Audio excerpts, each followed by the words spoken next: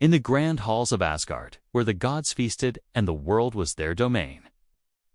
A chilling prophecy hung in the air. The age of the gods would end in a cataclysmic battle. Ragnarok, and a monstrous wolf, Fenrir, born of Loki and a giantess, was destined to be its herald.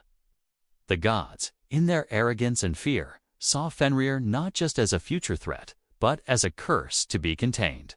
This is the tale of the terrifying saga of the Fenrir Wolf, and the psychological torment that defined a god's ultimate sacrifice. Our story begins with a young Fenrir, growing at an alarming rate, his teeth and eyes filled with a primal, untamed hunger. The gods, led by Odin, grew increasingly wary. They saw in the wolf a tangible representation of their own demise.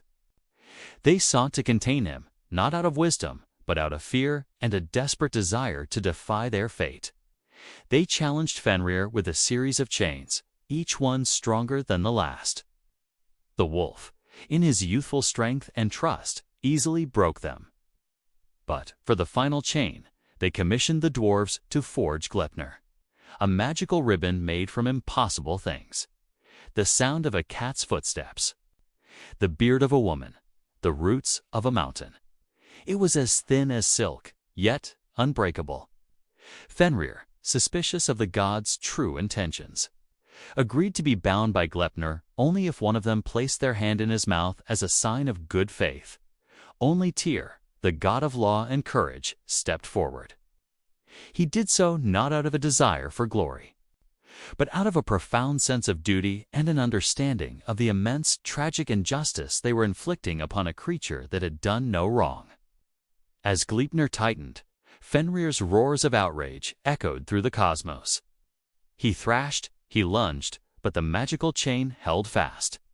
The gods cheered, but Tyr's hand was severed, a brutal and permanent sacrifice. The terrifying saga of the Fenrir Wolf was not a curse he inflicted with his teeth and claws, but a psychological torment of predestined despair that he embodied. The gods had traded a future doom for a present one.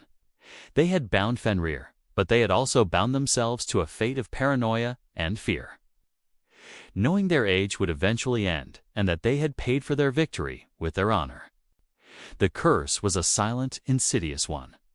The gods, living with the constant reminder of Tyr's sacrifice and their own treachery, found their joy tainted by the knowledge of Ragnarok. Their glorious halls felt like a gilded prison. They had trapped the monster, but the fear of the end had become an internal one. Tyr, the one-handed god, lived on as a symbol of both courage and tragedy. He understood that his sacrifice had bought them time, but not peace. The chains of Gleipnir were a physical representation of the gods' own spiritual chains of fear and hubris. And so, the gods of Asgard lived on, their greatness slowly fading, haunted by the memory of a wolf and the inexorable promise of a final battle. Like and subscribe if you enjoyed this video.